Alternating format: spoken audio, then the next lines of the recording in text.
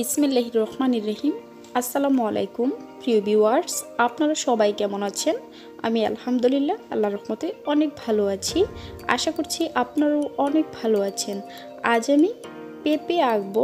আশা করছি আপনাদের কাছে এই পেঁপে আঁকাটা খুবই ভালো লাগবে।